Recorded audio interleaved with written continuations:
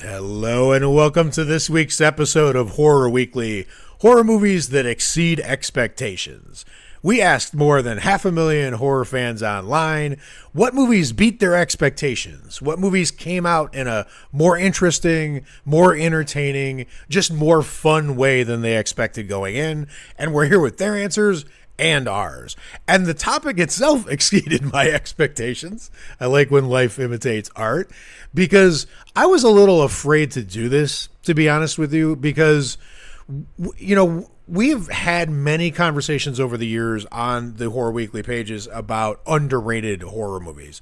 And it wasn't clear to me that the difference between ranking underrated movies and movies that beat your expectations was going to come out that much differently, but it really came out differently, to my surprise. To be honest with you, in this list of the winners, you're going to find a lot weirder movies we haven't even discussed before on this podcast, with some major exceptions, but just a richer, more interesting list than the recent underrated ones. And I was trying to figure out why, like, what is the difference? And I think, one of the primary differences here, I suppose, is that there's the difference between individual and collective. The idea of rating always has like some hint of, what do a group of people think about it? What are the aggregators doing? Rotten Tomatoes and Letterboxd and like the reviews and film critics, like how is everyone assessing it? Whereas Exceed Expectations kind of is more individual. And I could tell from the comments that were coming along with the voting that people were they were giving their answers more from their own individual point of view and less, cognizant of what was the reception of the movie, which kept the conversation really fresh. I love that it came out that way. And there's something a little cold that lurks at the heart of the idea of rating. Like once you are like doing the 5 stars or your thumb goes up or down or whatever, there's a finality to that. You're like Joaquin Phoenix in Gladiator. Once you make the gesture, like things happen, right? Whereas with Exceeding Expectations, it's warmer somehow. There's a magic to going into, a theater or just getting set to stream something and thinking you're in for one kind of ride and getting your mind blown because it's way better, or in hilarious cases, way worse than you thought it was going to be going into it. And, I've had experiences both ways with this, phenomenon, right? Because I've been like super surprised by a movie. I'll give an example, not really horror, although horror adjacent. If you've seen it, you'll realize. But although I'm a pretty big David Fincher fan, I went to the theater going to see Gone Girl without very high expectations. And the reasons for that primarily were I knew it was a twist movie. And for some reason, twist movies don't hit with me usually. It's not like I see them coming or any bullshit like that. It's more that the structure of a twist movie usually ends up feeling to me like, what are those, a unicycle, like a vehicle with one wheel. Like the whole movie seems to be in service of making that twist happen. It reminds me of the end of The Usual Suspects, where Chaz Palminteri is like thinking back over the whole movie, and you're getting this flashback of all the events intertwined with the story and how it all ties into the lies that Kevin Spacey's character has been telling. And, it feels like it just pulls the whole movie towards that one twist. It's like, debris floating past a black hole. Everything about the movie and then everything about you remember about the movie afterwards when you're talking to people about it all seems to be affected by the gravitational force of the twist. Or it's a twist movie where the twist doesn't work, and then that's a major hole in the movie, right? So I knew Gone Girl I didn't know what the twist was, but I knew it was like a twist movie, so I didn't have that high expectations.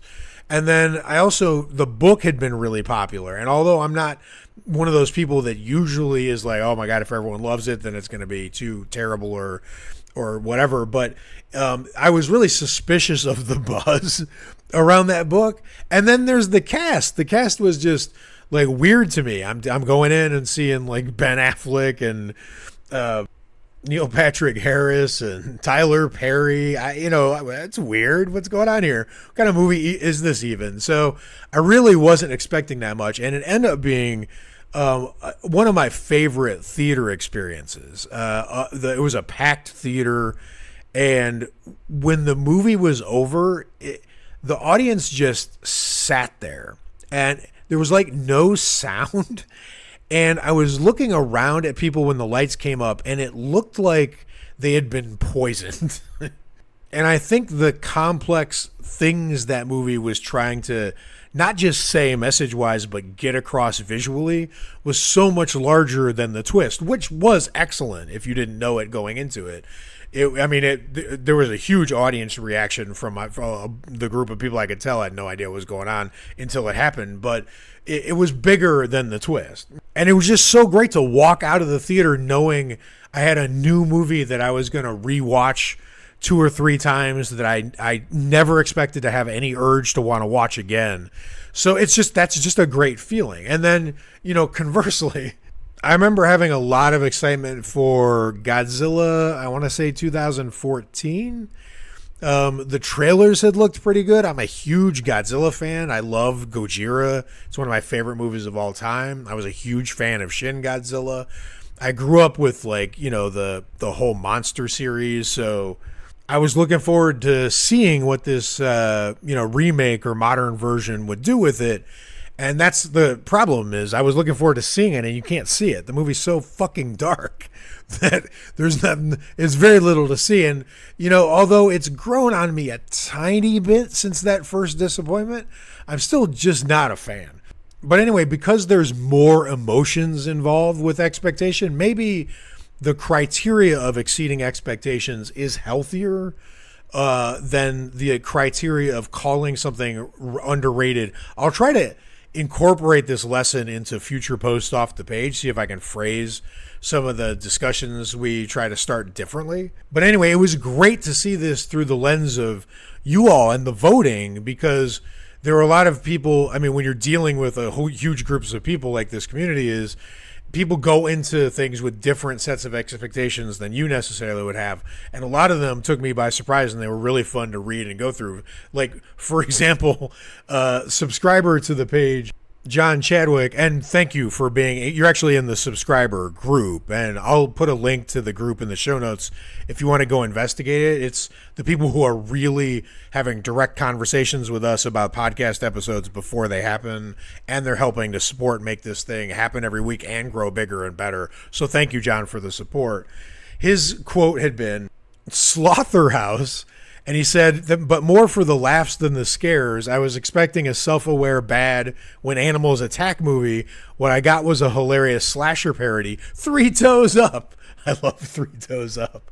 And again, I don't know what expectations. I haven't seen this yet, and now my expectations have been changed a little bit from this excellent comment. I have no idea what my expectations would have been going into a movie called Slaughterhouse.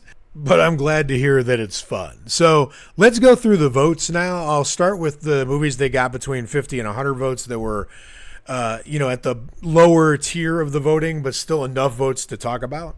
And we'll start with a couple movies I really like. Geoff Walker started the voting for Deadstream with his comment, "This is an instant classic, super fun, definitely a spiritual successor to Evil Dead, maybe even more so than the official Evil Dead stuff recently released. It's hilarious and ingeniously edited, done on a budget, a great ride." Totally agree, couldn't have said it better myself. And with the same amount of votes, we also have The Night House, a 2020 movie directed by David Bruckner, who also did The Ritual from 2017 and the recent Hellraiser from 2022, and starring the phenomenally talented Rebecca Hall. And I gotta tell you, this movie really affected me. I still think about it from time to time, even though I've only seen it twice, both the year it came out. This movie just feels like it seeps into you, and Rebecca Hall's character is so fascinating and unique is the wrong word, because I've known people who are sort of like this, but it's funny, after you watch this movie and you spend time with this character, like the next day at work or whatever, you're just find everybody else a little more boring compared to her, because her reactions were so honest and raw and unexpected.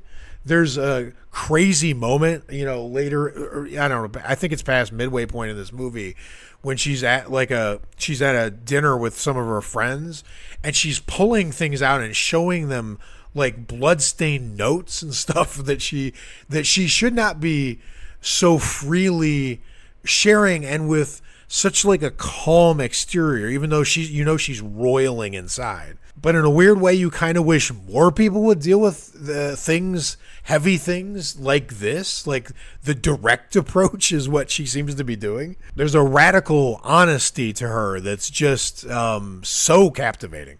And I can only speak for myself, but I kind of went into The Night House with the same expectations I went into The Empty Man with. And even though both those movies I think are well done, I think that's the difference, is The Empty Man was what I expected. It's a relatively well executed, decently scary flick that feels really heavy. Like it feels like you got to like shake yourself when you leave the theater after The Empty Man, like some ash in the air has settled on you and you got to get it off. Whereas The Night House, even though it deals with like deeply traumatic subject matter, there's a liveliness at the heart of it that is the thing that sort of like threw my expectations off.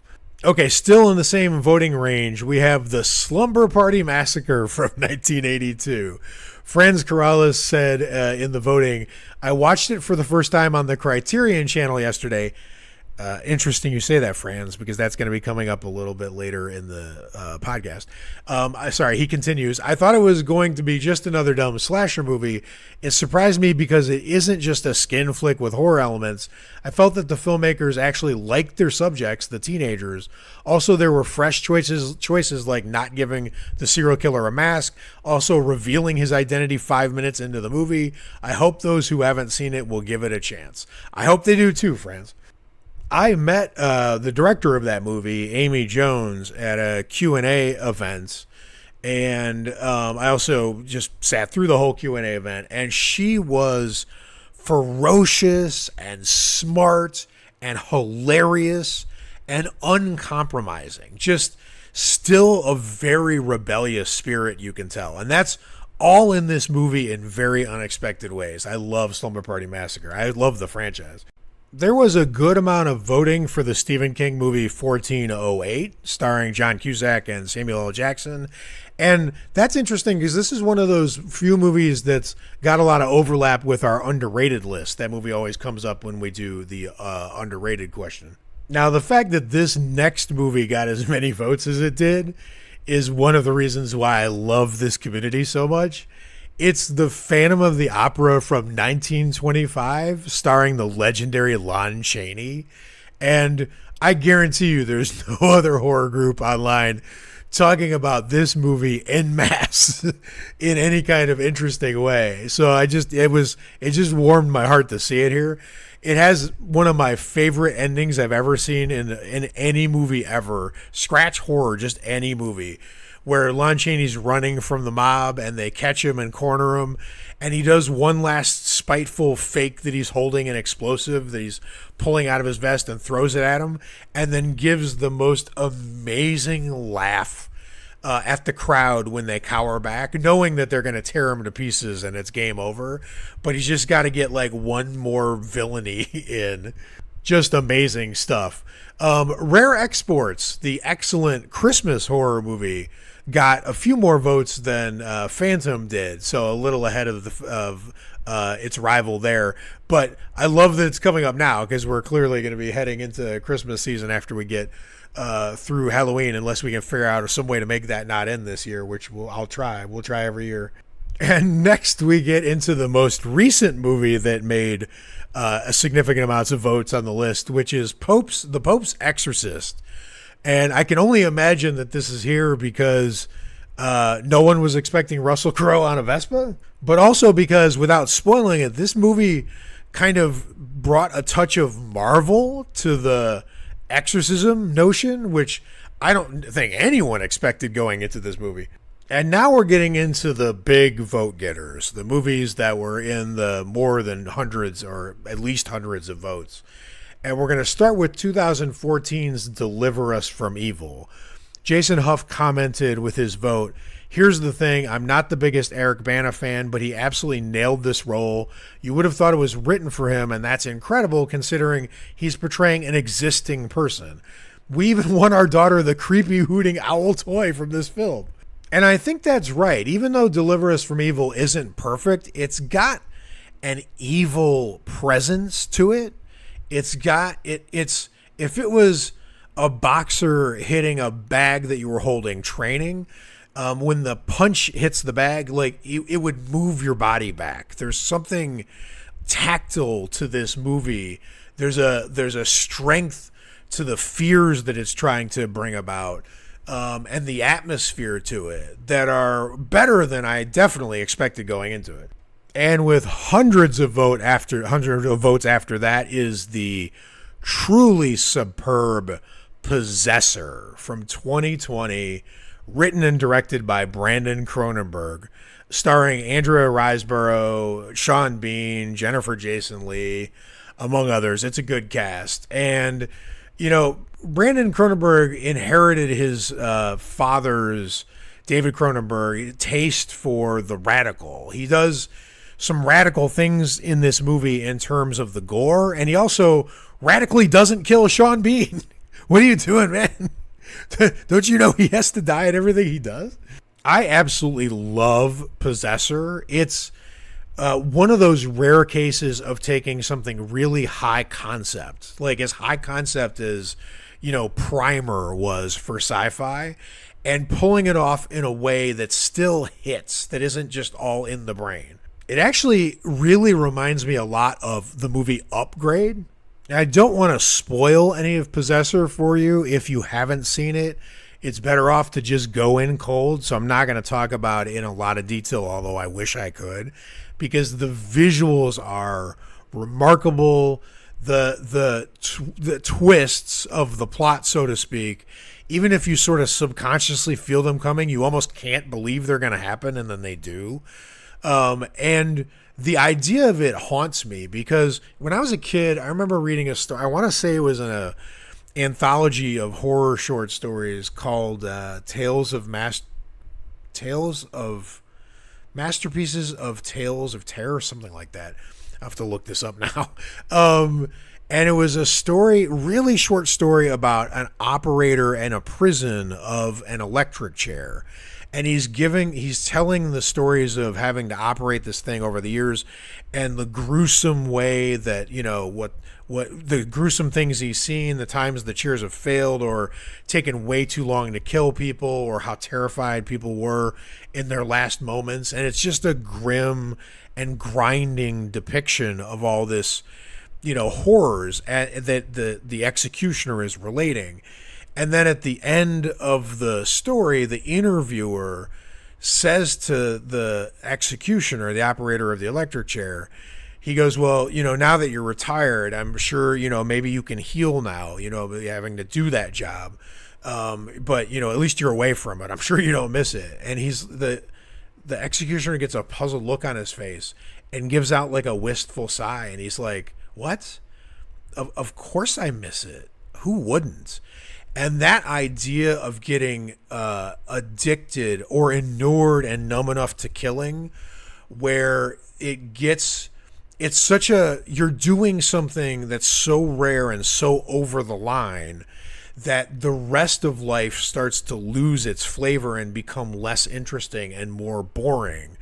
And that's kind of what's happening to Voss, the main character, or at least the way I interpret the movie of this film. And just kind of the way the scenes play out with Sean Bean, which is just, you know, gory, spectacular, interesting, fun.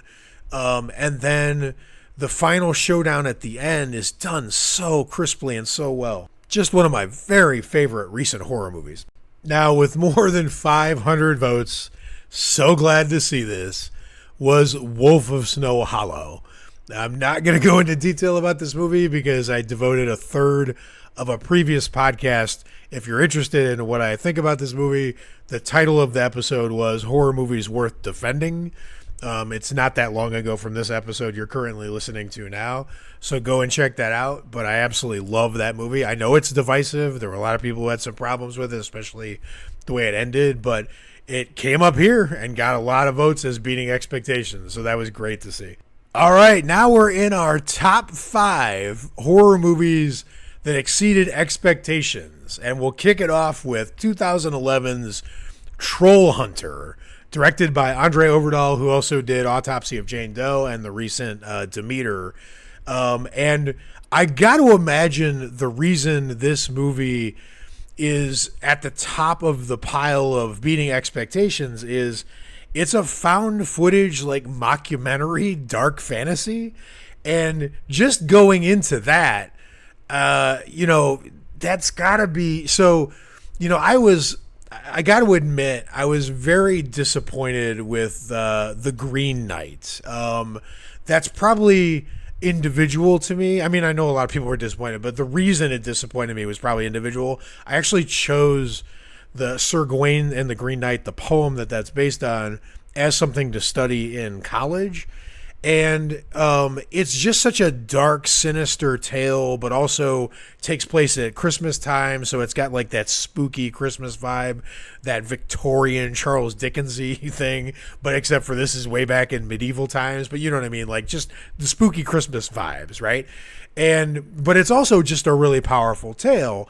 I was very much looking forward to it. The movie's directed by David Lowery, which I'm a big Camper Van Beethoven fan, so if anyone remembers who they were, I thought they were amazing, so I'm really rooting for him every time he comes out with a movie. And it just didn't work for me, and it is very disappointing. And it's not visually, it's got great stuff in it. It's interesting. I'll probably give it another chance someday down the road. But so my individual problem that's particular to me with this is, those stories from back then, like Gawain and the Green Knight, or any of the King Arthur Round Table tales, or even like something closer to the point, like Beowulf. When you gathered around a fire back then, and like a skilled speaker, a skilled storyteller related a tale like The Green Knight or Beowulf, you're sitting around the campfire listening to that. That's their version of Star Wars opening night. Like, it's only hard for us to understand now because we're so far away from it, but it was super accessible to them back then. That was like a big night of entertainment for everybody.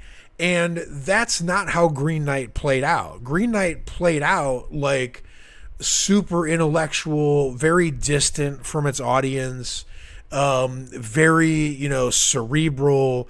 It felt like the college professor's version of Green Knight, and not if a Green Knight movie was being true to the spirit of it. It's just like, when they take a Shakespeare story and reinterpret it as like Clueless or something, and trick you. Or a lot of people don't know the amazing science fiction classic Forbidden Planet is based on Shakespeare's play The Tempest, right? So these are entertaining, but they still are true to sort of that intellectual stuff underneath it. You want to be balanced, I guess is what I'm trying to say, and have both. And Green Knight did not do that. But, when you're going into something like Troll Hunter or Green Knight, something fably, and then especially if you're crossing it with found footage, which I know is problematic for a lot of horror fans. And then the idea of trolls, which is very particular to like Scandinavia and Norway here, and not necessarily to like at least an American audience, is something that you're just going in expecting to take seriously at all.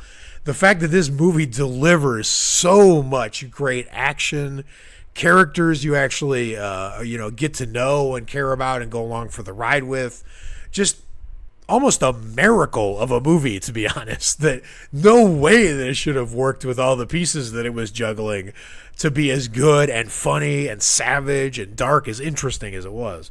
And then it's got a hilarious blink and you'll miss it completely fuck you ending, which is amazing. Yeah, I'm team Troll Hunter. I need to like get a shirt, wear something Troll Hunter merch or drink out of a mug, troll hunter mug or something like that. Okay, fourth from the top, we have the return of a familiar face to our best of lists recently, Ready or Not, starring Samara Weaving. And we've already talked about this movie in some detail, so I'm not going to rehash it here. But I think I don't want to spoil it. I'll deal with it in a second. Never mind, I'm going to skip this. Well, let's just move to the number 3. So at number 3, we have from 2007, Michael Dougherty's Trick or Treat. And again, I wanted to explore the phenomenon of what set these movies apart from the pack. Why are they getting hundreds and hundreds of votes instead of the movies that were beneath them? And Trick or Treat makes sense to me because we already have our great Halloween movie, right? No one's expecting. It's very hard to do great, holiday movies. There aren't very many great Christmas movies. There are no great Thanksgiving horror movies. To do Halloween, it doesn't even feel possible. It feels like it's going to be cheesy, and this was not. And then to make an anthology, which is, man, you can count on one hand the number of anthologies that are ever listed in the, top 50 horror movies of all time. There's just something about the anthology format that usually works against just getting to that top tier. But Trick or Treat just blew all those obstacles out of its way and said, here I am, screw the odds. You got another great Halloween movie. You got a new horror icon with Sam. You've got like a werewolf reveal that is mind-blowing. You got Brian Cox doing Brian Cox things. I mean, Jesus, just such a good movie. And that's the thing, when a movie can overcome like the one most obvious obstacle. Like, I didn't get to mention it before, but there was a decent amount of votes for a movie called Splinter, which, if you're not familiar with it, is one of my favorite creature features. But when you go into a movie like Splinter and you're expecting a creature feature, and a lot of a creature feature lives and dies on the design, and you're dealing with something that kind of small, to pull it off is just, you're like, whoa, I can't believe that worked. And Trick or Treat does the same thing, but for the holiday concept. Okay, so now in second place, we have Cabin in the Woods. Now, I imagine what's going on here, and now let's do the thing I was stuttering about before. Sorry about that. Is, when I look at the top 5, Troll Hunter, Ready or Not, Trick or Treat, Cabin in the Woods, and then you'll see when I get to number 1, there's a lot of comedic elements going on here. And that's when I realized that, when I pose this question of what's going to beat your expectations or what horror movies exceed your expectations, there's still in that beating heart of every horror movie fan that desire to actually be scared, for a movie to be scary, for a movie to be savage, to be a little edgy. And when you introduce comedic elements, no matter how good they are, like Tucker and Dale versus Evil is a fantastic, fun movie, but not an ounce of scary in it. So that is, as good as that is, as fun as that is, as like unflippable by when you're going through your channels, if you hit Tucker and Dale, that you're gonna have to stop and watch it because it's just so well executed, it's so fucking funny. There's still something a little missing, right? But if you can maintain a level of savagery and some scares and still get the comedic element across, I think that might actually be the biggest surprise to horror fans. I think their expectations get clicked downwards relative to the comedy part of it, unless they're just going in expecting straight up comedy. But even then, in your subconscious, you're still rooting for, it's not going to happen, but you're still rooting to be scared a little bit, right? That's kind of what Shaun of the Dead does, is you're so rooting for those guys. Like, you're so invested that you still are like, run, don't get hurt, don't get bit, right? You got to have some element of that. And Cabin in the Woods manages to somehow be both polished and grimy and funny, but the funny is in places so dark, so like manipulative and playing with people's lives, that it still has like that caustic edge to it somehow. And the outcomes for the characters are so bleak. And then the ending is such an annihilation of everything. I mean, it's something that almost no movies dare to do, is to go that big at the ending. And we've talked about this in a previous episode, how like I think Dana and Marty are some of the greatest horror villains of all time, because they actively choose to sort of end the world for no reason, because if they just sacrifice themselves, the whole rest of the world would get to continue on. But if they don't sacrifice themselves, it's not like they're going to live. They're dying anyway. They're just taking everybody else with them, right? But the fact that Cabin in the Woods manages to be both comedic and then meta. I mean, meta? Are you kidding me? Like, after Scream, it just felt so hard to get meta right, that it was, everyone tried to copy it. It got so played out. You know, to do that, have that all wrapped up into one bundle that still works for such a large swath. I know some people don't like Cabin in the Woods and don't think it's scary and think it's overrated and etc. But just by the fact that it's here with as many votes as it got means that to a huge chunk of people, it overcame all of those elements that would indicate to you going in that you're just going to have like a fun Buffy the Vampire Slayer kind of, ride, and that it was surprising enough and gory enough and savage enough and just, maybe just ambitious enough by throwing so many fucking monsters at you that it was just going to win you over no matter what. It's like being at a party and there's one person who's just drawing all the attention to themselves, and it gets kind of annoying and you're like, what the hell? But then the whole party just explodes into a really fun time being driven by this one force of character who's doing it. And even though it's annoying, you're about to have a night that you're going to remember for a long time. And I don't know, fuck it, maybe then it's worth it then.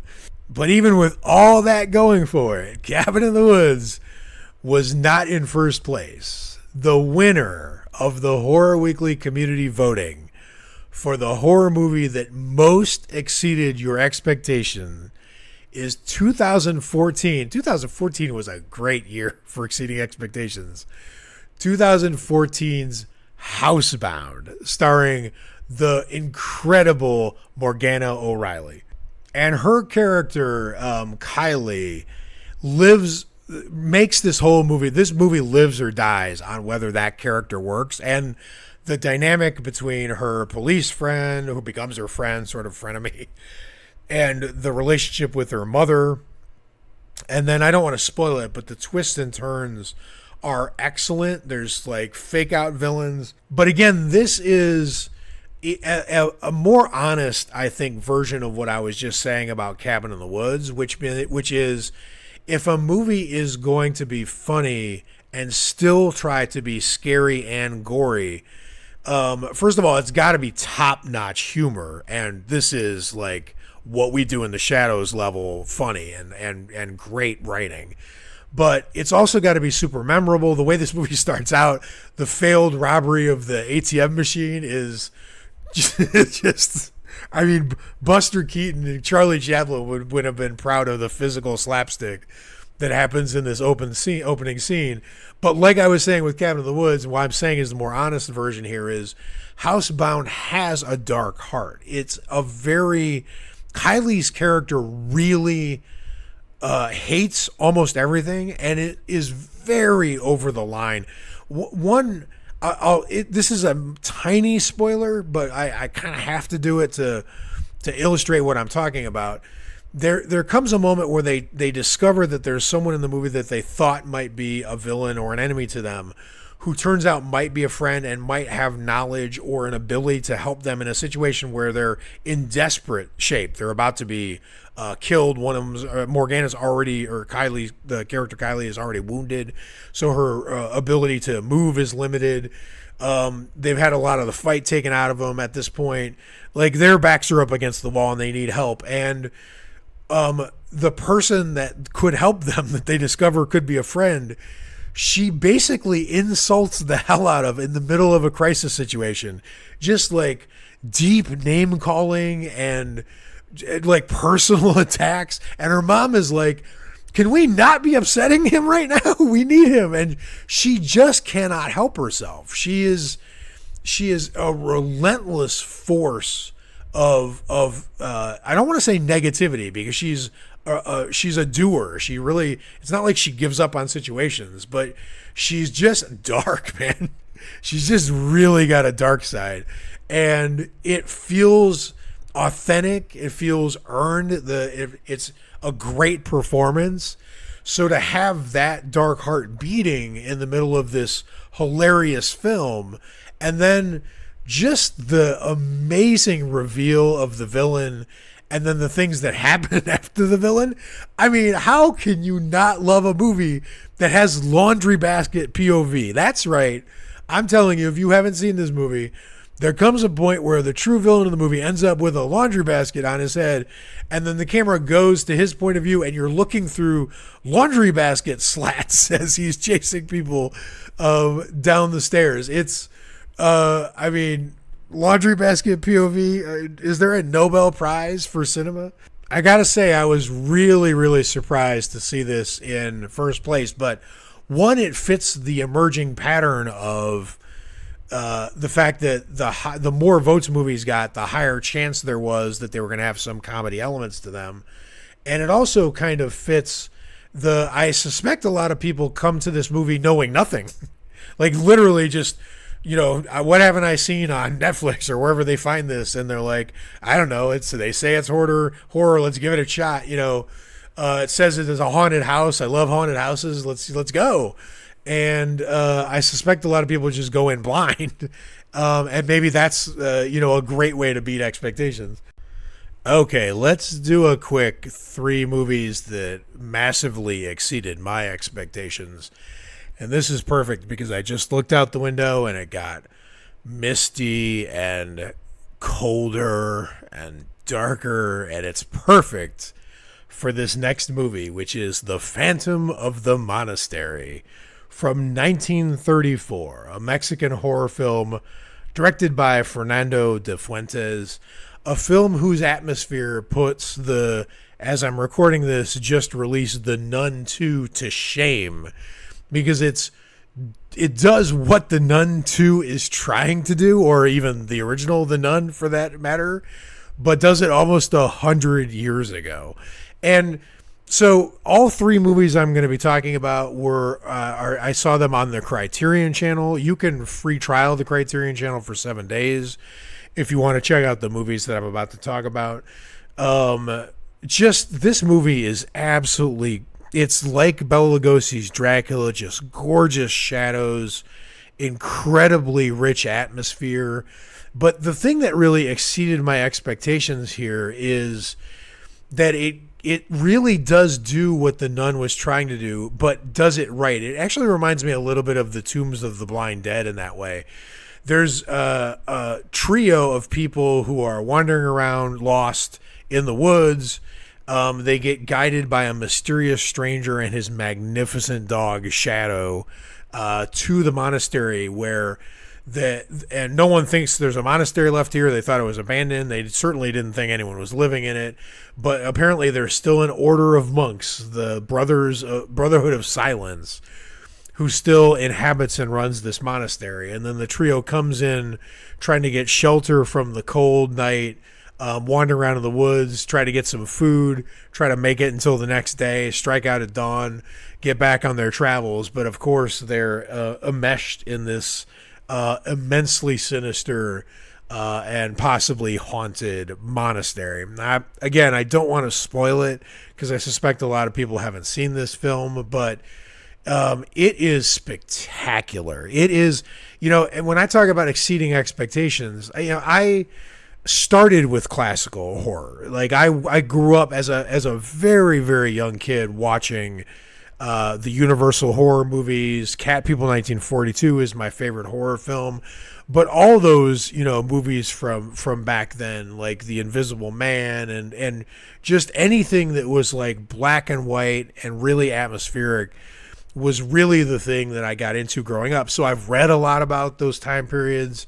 I've interviewed some people on other podcasts that I did who are experts in those time periods. I really, like a fool, never think I'm always afraid that I've seen all of the truly great classics from that time, except for maybe, London After Midnight because the Prince lost, right? Like, but what else is there to see? I'm probably going to do an episode here on Todd Browning's Freaks, which is one of my favorite movies of all time. So the fact that there's a movie this good that can stand toe-to-toe with almost all of the universal horror, all of the great classics from that era, is just such a gift, right? And, there are these amazing scenes. And, the thing is, you can almost sort of see what Manos Hands of Fate was trying to do in some points where you've got the villain standing really still like he's in a painting in the background, and they do that in this movie. But it's interesting to see what a lot of the movies in the future, they were going to rip off a lot of these motifs. So then you're like, oh, I've seen that before. Well, of course you've seen it before. This movie's almost 100 years old. But the reason you've seen it is because these techniques work, and a lot of the filmmakers who used them in the movies did it because they loved movies like Phantom of the Monastery. There's a great moment where there's this feast that they're having. This the trio that has been trapped there have been invited to, and they're eating. They're eating their soup. They've been starving. They've been traveling, and then the Brotherhood has to go because an evil force is approaching. So they get up from their chairs and they leave the feast table. And they go to arm themselves with their crucifixes and, go to do battle against the evil one. And when they leave the room changes. The temperature changes. The look changes. And then they look down into their bowls, and all their bowls are just filled with ashes. No soup, no food, no bread. Everything is just ash. And, it really, of course, you've done it before. It may not even be surprising to you watching this movie, but it's so well done here. And I suspect it's one of the first times something like this was done in a horror movie. And that feeling of them looking down and realizing that they've been sitting in this haunted place, eating with what are probably ghosts, and eating bowls of ashes and thinking that they were soup or food or whatever. And just the stricken looks on their faces as they discover. There's the great scenes of them wandering around the monastery trying to find their way, getting lost, running into things they shouldn't be seeing. The inevitable room full of upright and now empty coffins. Chef's kiss. Just never give up hope. There's always one more classic out there you haven't seen. Now, the next movie I'm going to talk about is one of my favorite movies of all time. It's been very hard to find traditionally through the years. And it's called Hangover Square. It's from 1945. It's directed by John Brom. It stars Laird Cregar, Linda Darnell, and George Sanders. And it's got a score that will haunt your dreams, composed by the famous Bernard Herrmann, who you may know for his famous music from Psycho, although he also did like Vertigo and Cape Fear and The Birds. I mean, he's done everything. He did some Twilight Zone for Rod Serling. Now, if you're not open-minded about the horror definition, like if you need it to be, supernatural, have some kind of specific element, and if you don't want a horror noir, or you don't want something that's like Nightmare Alley style, then you might want to skip ahead, 4 minutes into this episode. But if you're with me, if you're along for the ride, this movie. So the weird thing about talking about this Hangover Square on this episode is that it's kind of the possessor of its time plot-wise. It's a serial killer who is possessed by a spirit to make him do the killing, and he's not consciously doing it. As a matter of fact, it's the only movie I can remember where the killer turns himself in the first or second scene of the movie, like literally just minutes into the film, and the police don't want him because they clear him. They don't think it could possibly be him. But Hangover Square is its own universe. The movie's almost exclusively set at nighttime. I have never felt it. The only atmosphere I've ever felt from a movie that seemed in any way comparable is Night of the Hunter, the Robert Mitchum, Shelley Winters classic. And I'm sorry, not Shelley Winters, Annabelle Gish, I think. Anyway, it doesn't matter. It's with Robert Mitchum. But the Hangover Square has an atmosphere equal to that. I would attend a haunt based on Hangover Square if anyone was insane enough to do it, because it's a very Jack the Ripper vibe, which is not a coincidence. Laird Crager, the star of this, who plays the tormented involuntary killer, also played Jack the Ripper in the classic The Lodger. This film starts with an incredible point of view killing, much like John Carpenter's Halloween. And then we get introduced to the characters. We get the predicament of this poor guy. He's a music composer. He's trying to finish writing a concerto for a friend, and he's getting help. It's going to get produced and performed, and it's going to make his name, and he's going to get famous and make money from it if he can only finish this thing. But he's tormented by this desire, these blackouts that he has, where he roams the streets and does horrible things against his will, and they're set off when he's like super stressed, combined with hearing like discordant sounds, which is a really musician's way of phasing into becoming a serial killer.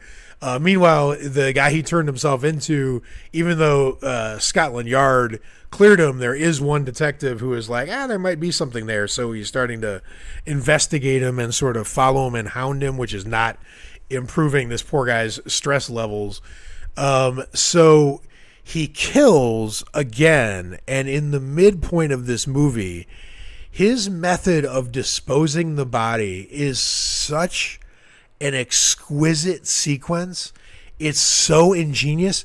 It's psychologically, there's a tie-in to the psychology of where he got the idea to do this that comes out at the end that is like genius. This is like Hitchcock level characterization. And what he's doing is they're having a Guy Fawkes bonfire, and everyone's wearing creepy masks and yelling creepy shit, and it's just like the most evocative and terrifying sequence. But he's taking this body like it's a mannequin to throw up on the bonfire, and the crowd is cheering him on because they're like, "Oh, you made a really good fake body there. Like that's really going to add, a touch of realism to our bonfire. Good job. We just like put some masks on some stick figures. This guy really went all out."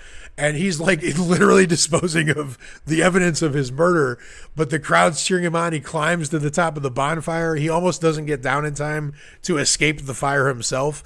And just the way the body gets, and the person who died, you feel ambivalent because it was a sort of half villain of the movie, but still no one deserves this. And just this unceremonious way that this body gets dumped onto this garbage pile, and then the way the flames go up into the night and you can see them from every vantage point across the town.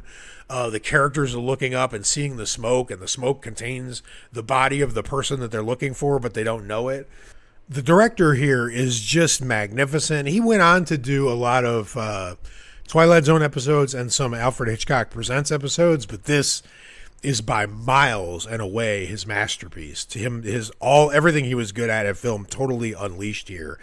And then there's the poor, brilliant, tragic Laird Crager, the actor who plays the main character here is named George Harvey Bone. That's the composer.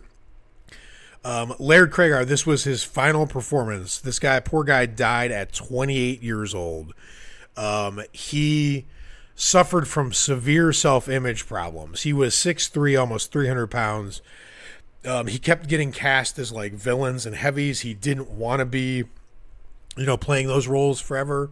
So he started like radical diets. He was trying to lose weight and get in shape and change like his outward appearance because he wanted to start being a leading man. He wanted to be like a star, like a Gary Cooper or a Tyrone Power type of actor.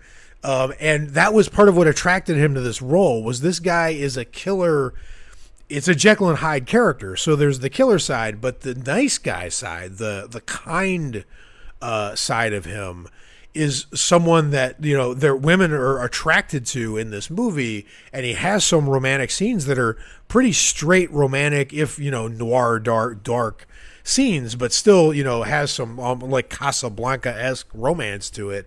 This was like a transitional role, or he was like, I play the villain, but it gives me half a chance to do the thing I really want to do. So he gives this magnificent performance, the best of his career, schedules abdominal surgery. Imagine this in like the mid 40s, to restrict his capacity to eat because he was trying to lose weight, and then dies of a heart attack a week after that surgery. Never saw Hangover Square released, never knew the acclaim that this performance was going to get. Just a really sad and tragic end to one of the great performances of any actor from the 40s. And then the completely mad, insane, berserk ending to this movie. I remember the first time I saw this long ago, the visuals of it and the sounds, the songs that were playing, never got out of my head. Still think of them to this day. And, you know, Bernard Herrmann's score is interesting here because what ends up happening, just minor spoiler, is he finishes this concerto he's been writing, and he's also on the run from the law. So actually, you know what's weird is, now that I think about it, this end plays out exactly like Joaquin Phoenix's Joker movie, where he's trying to get to the talk show with Robert De Niro, but he's being chased by the police at the same time.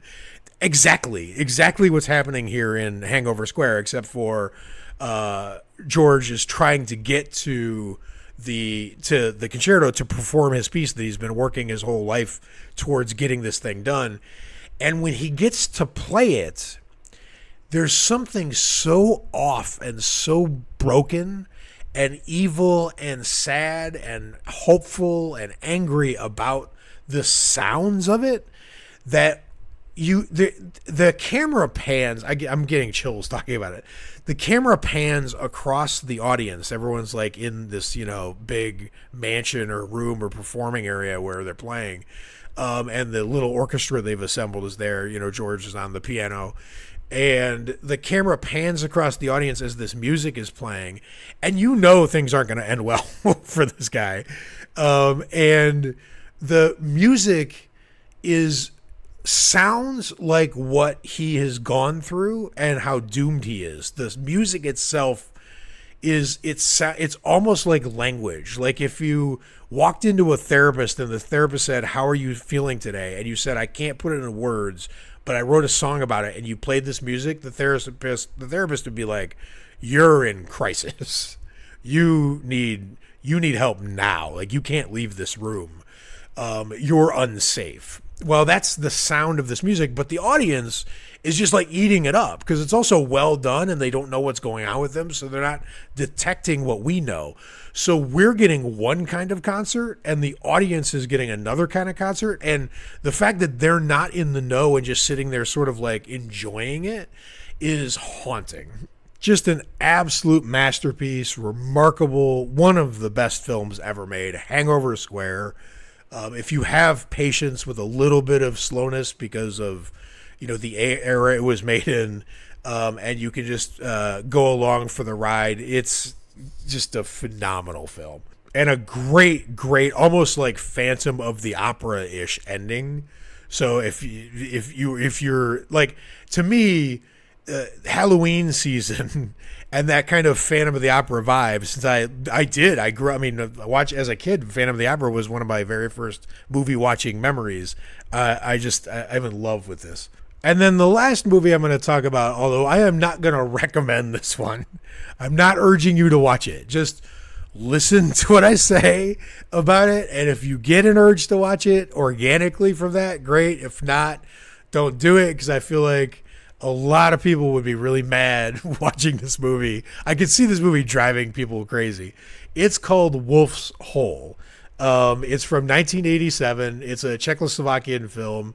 It's a very subversive take on the 80s teen horror like concepts, but If you ever wondered what would have happened if Friday the 13th had taken place at a ski resort instead of in summer, if it was a winter setting, except for the grimiest, most run down, disgusting version of a ski lodge you can imagine, then that's sort of what you're going to get here, except for you're also in like a very sci-fi.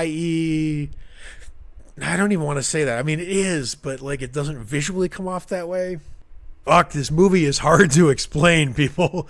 The main villain is, I'm trying not to do spoilers here, so the main villain reminds me a lot of Tom Noonan's character from House of the Devil. Really reminded me of that character. But anyway, you have a group of teens who have been chosen. It actually also has similarities to The Menu, that recent, thriller / horror movie. Oh my God, this is so hard to explain, people. Anyway, it's a completely insane movie.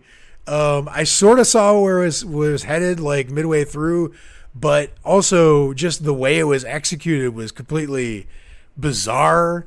But the thing is, first of all, I really just really enjoyed it.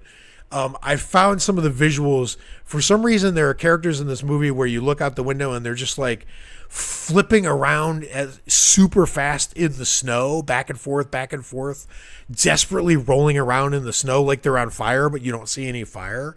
And they're so manic about it. It's such a creepy visual, just haunting, but like also it's really interesting what the movie's trying to say. Like they're supposed to be 10 teenagers on this trip, but 11 are there, and then the people running the trip are like, we're not letting anyone go home until you guys decide that one of you has to die. You have to pick one of you to die, and then the rest of the 10 of you be safe. Just choose one, sacrifice one, and the rest will make it. And the kids think it's a prank or think it's like some kind of elaborate, character test. So they're like sort of going along with it, but they sort of think they're still on a fun trip. But clearly we know that, the stakes are a lot higher than these kids are realizing. There's a lot of the dynamics you get in like a Friday the 13th between the characters at the camp. Same kind of things sort of play out between these characters and this like ski hell, cabin. And then the thing that's truly standout here, I mean, there's a bunch of things I think that are standout, but I have a feeling a lot of people are just going to hate this movie. So, but anyway, I loved it. But the thing that really stood out to me was it was so dark and it was so, it had such an evil, malicious streak to it that people were saying truly awful things to each other, contemplating doing awful things to each other, that I really expected it to have a very downbeat ending. But it has one of the most optimistic endings I can ever remember seeing in like a dark, horror thriller. And for some reason, the ending works. Like, I'm not a happy ending guy. Like, I don't need it. It usually doesn't really even seem to work for horror movies, to be honest. But for some reason, it was like perfect here. And it was so refreshing. It was like a new restaurant opened up in your town and you go there and it is not at all what you're expecting, but then they bring the most amazing dessert, like something you've never had or any flavor you ever tasted like that before. And you're like, holy shit, this is the best dessert ever. Like this ending just shows up and somehow works. And I just felt myself get like, more energy after watching it. And it's not like uncompromised. It's not compromised. They're not putting an ending there to make you feel one way. They're putting the ending there because it exactly matches the message of what the movie was trying to do. I didn't expect it to go that way. And it just was like so forceful. So there is a way. Horror movies don't have to be bad for you in terms of like, sure, it's a thrill ride, but you walk out of the theater and you're like, I'm really wrung out or exhausted or like I was tense the whole time or, whatever. This is something else. So Wolf's Hole, that's what I have to say about it. Not telling you to watch it at all. but I super enjoyed it. And oh my God, I didn't even mention, like, I almost didn't get more than 10 minutes in this movie because the first 5 minutes of the camera zooms are the craziest camera zooms. It's like a drunk Sam Raimi. Just, I don't even know. I don't even know what to say about this anymore. But I will say that for a group of kids, the acting was spectacular. I believed all of them. I really felt like I went on a trip with these people. They've all felt real, which is, you know, when you get, even in some good, you know, teen slashers, even a lot of the better ones, some of the drawbacks are the characters are really interchangeable. It's hard to tell them from each other. Or they're not believable. They're just obviously there to get murdered, or they're obviously there to have one or two character traits or do like the Crispin Glover dance or whatever. Not the case here. These are like realized teens, like in their personalities, or at least that's how it came across to me, which is also refreshing for a slasher. So there you have it. Horror movies that exceed expectations. I think that's it. I don't have any reviews to report from this week, last week to this week, unfortunately. But I can't win every week. I did some math though, and I know even though we have more listeners to the Horror Weekly podcast on Spotify than Apple, if you happen to be listening on the Apple platform and have it in your heart to give a 5-star rating, we're only a couple ratings away from going up from 4.8 to 4.9, closing in on that 5.0 dream. So just a couple needed there. If you want to write a couple kind words, fantastic. If not, just the rating will suffice. But if you're enjoying what you're hearing here, it helps. This was a harder than usual week to record for reasons I don't want to get into, like, medical stuff. So this is the kind of thing that gets not just me, but like any creator you listen to or enjoy or support, or I'm sure you, if you're doing it your own, and you get that, review that says like there's a few words in there that you can tell that someone just gets what you're trying to do, or appreciates the larger effort, like the community around it. And you're having one of those days and you see that's the thing that gives you the boost, the lift to keep going and make it as good as it's ever been, make it better. So anyway, I've gone on long enough, especially at Apple. I know we're close math-wise. If you find us there, fantastic. Couldn't appreciate it more. Again, I will link the subscriber group in the show notes. You can come in. There's no obligation to stay. You'll see what it's about when you get in there, but it's the place where we can have direct conversations about ideas for movies. There's going to be an upcoming podcast episode that was suggested to me by a subscriber in there that I'm putting together. So if you want to have like some kind of direct impact on the things you actually hear, if there's a movie you're dying to draw some attention to, or a question that should be asked to more than 500,000 horror fans, and you've got a burning question you want to ask and I can make it work for you, if you're in the subscriber group, I will do that for you there. So that's it. Thank you so much for listening. Thank you to everybody who participated in the voting and commenting. That's what makes this interesting. So keep those coming. And until next Wednesday, have a great horror week.